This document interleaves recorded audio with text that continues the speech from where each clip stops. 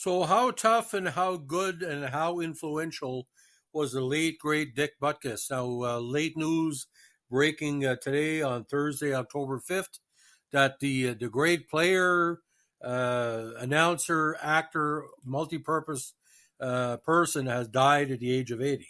Now, he played numerous seasons in the NFL, was a commentator for years, and was an actor in small and large roles.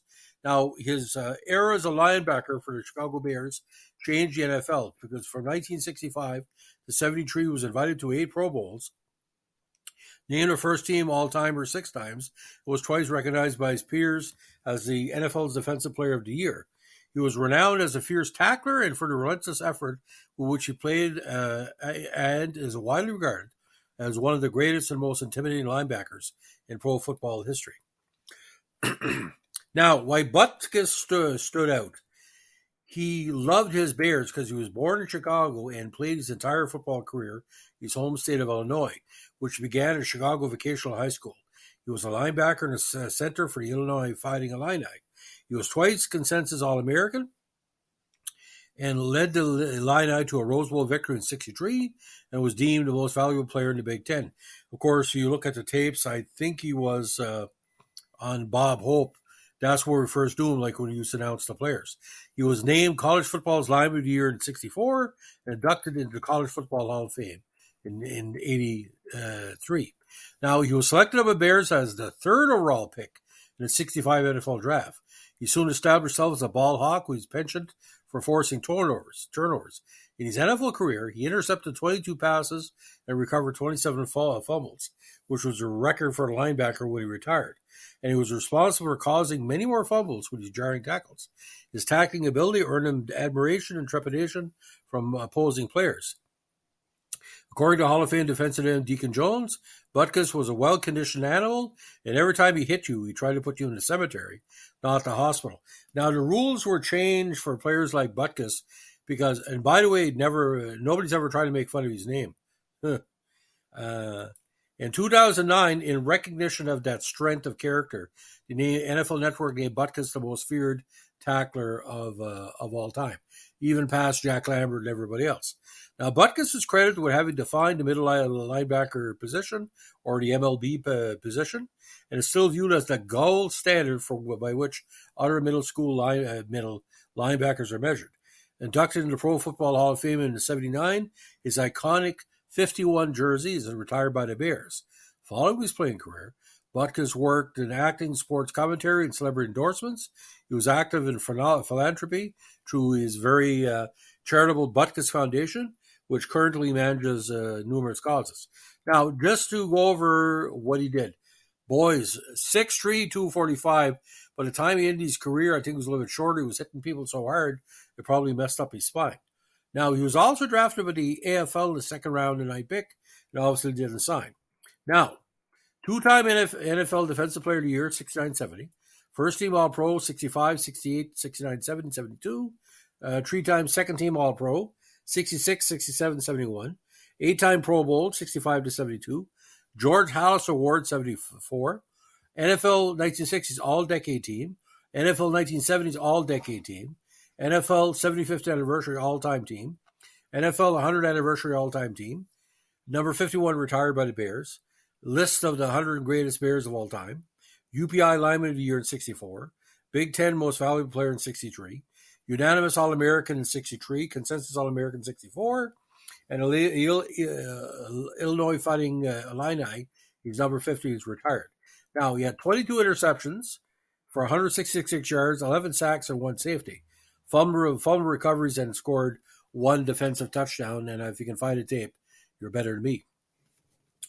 Now, what did Dick Butkus mean to the NFL and fans of the NFL? Well, he took the NFL out of the grime into the marquee era, because when you're talking to top players in the NFL, it was Butkus, name it, Bart Starr, all the great AFL players later on. But Dick Butkus, I can still see him hitting somebody, and like I said, NFL films can show it. He hit somebody and he would come out of the screen. And let me tell you, it was pretty freaky. And my only regret, he never played in the CFL, and I'll tell you this in a second.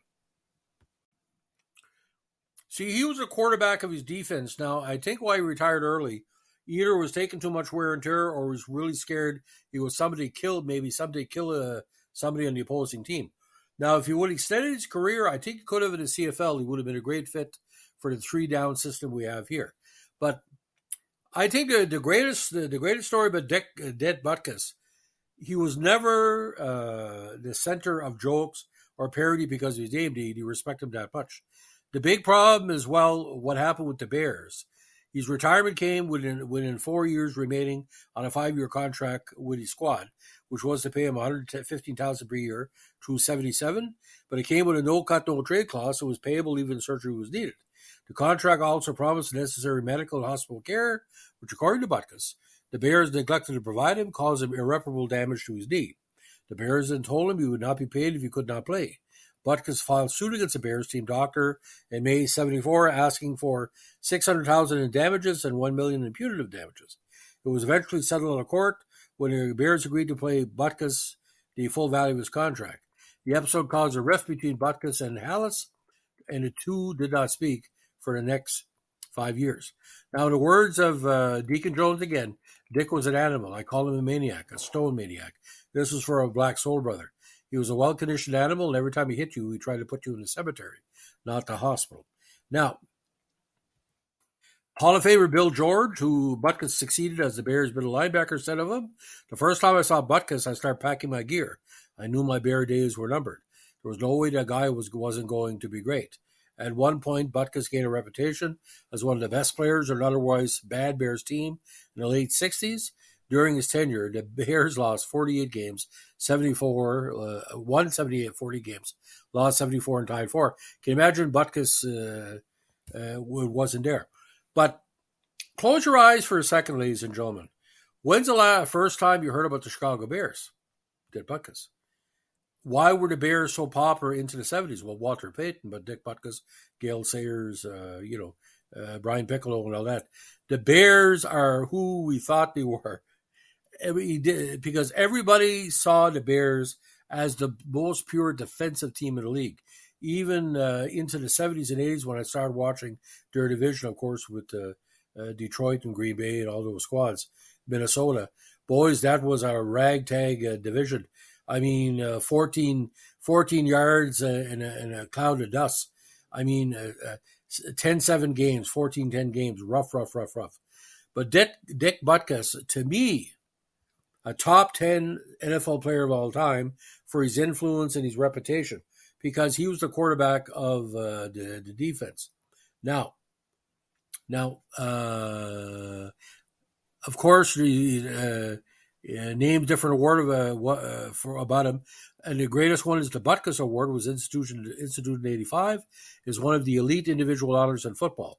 The Butkus Foundation takes stewardships of the award, recognizing athletic achievement and service to the community while honoring the nation's best high school, college, and pro linebackers. An independent selection committee is comprised of 51 people, including pro, college, and high school scouts and sports journalists.